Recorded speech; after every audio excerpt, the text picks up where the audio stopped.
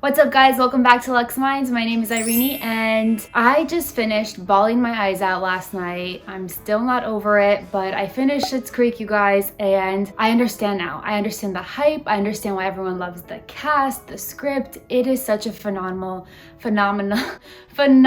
show that I cannot stop raving about, and it is jam-packed with amazing life lessons, especially money lessons. And so today I want to go over money lessons I learned from Schitt's Creek and discuss it with you guys. Let me know what you think in the comment section, all right? Let's get started.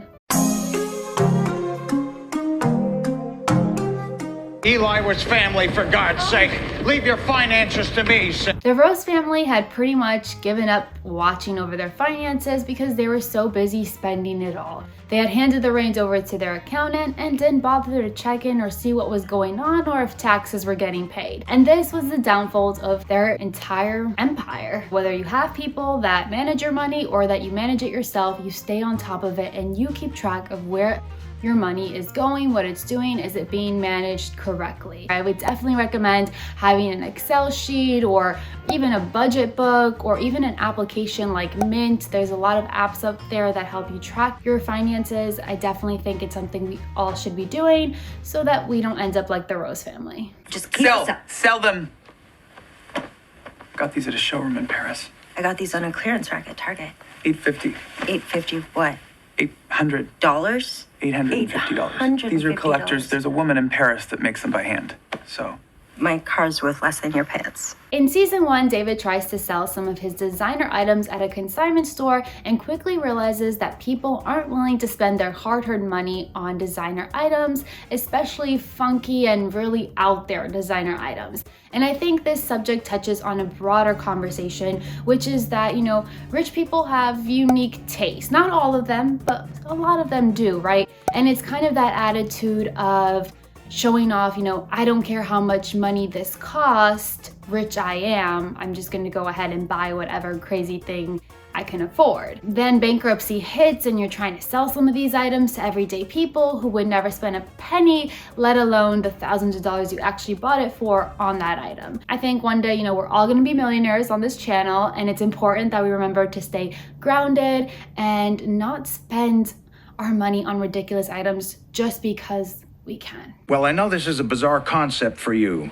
David, but if you want cream from Paris, you need a job so you can pay for the cream from Paris.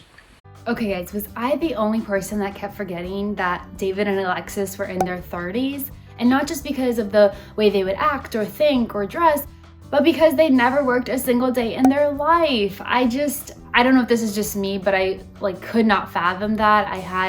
I've been working since I was little. I had 2 jobs in college while I was a full-time student. So all of this really helped me learn so much about managing my finances. So I was really excited when David and Alexis finally got jobs on the show and were able to get a little taste of this.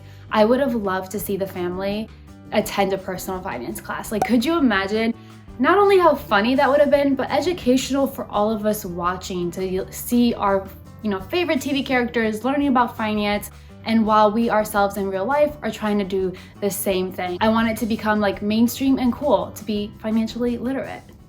there's one thing I've learned from The Good Wife. It's never accept a first offer. And he takes this to heart in season 2 when an Australian firm comes and talks to his manager about buying the rights to the Blouse Farm name for $10,000. Now David right away starts questioning this and trying to figure out how he can negotiate for more.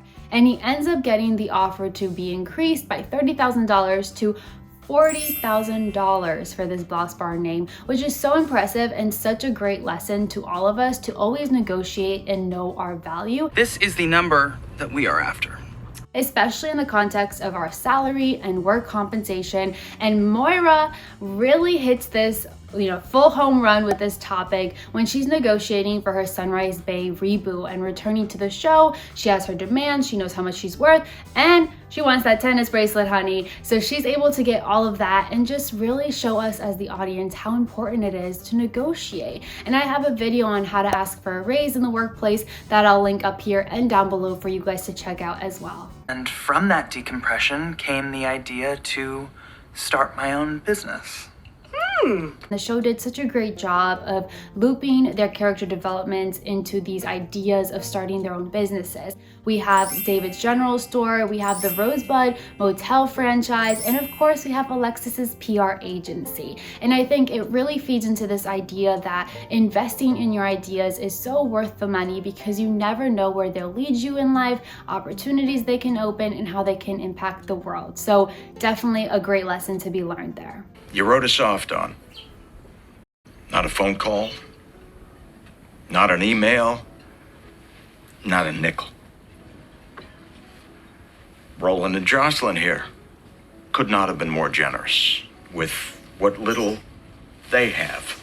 Now, the show did not shy away from letting us know that no one, I mean, not a literal single soul from the Rosebud's previous life cared about the fact that the family went from riches to rags. And they juxtaposed this against the relationships that the family builds while in Schitt's Creek to really highlight the fact that, you know, when you're rich, you're surrounded by all these rich people, but that doesn't necessarily mean that those relationships are rich. And the show further builds on this by highlighting the family relationship and showing us how in their previous life, you know, they were all disconnected. They were living this lavish lifestyle separately from each other and not really connected as a family.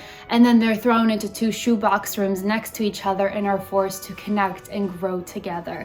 So I thought they did a great job of doing this to really prove out the point that money can't buy you love and happiness, but it can buy you a smile. Every now and again, spending like a little bit of money on something really special, it might not buy you happiness, but it can definitely help make you smile. Hello, can we talk about that twist at the end with Twyla? Like, that was just, I don't know, I didn't see that coming at all, and I just thought it played so beautifully into the overall message around money in the show. So let me know what you guys thought about that twist at the end there. If you like this video, please thumbs up for that YouTube algo, and of course join our Luxe Minds community, guys. We talk about personal finance across the board on all categories here, and we'd love to have you be a part of our community. I will see you guys in this video right over here.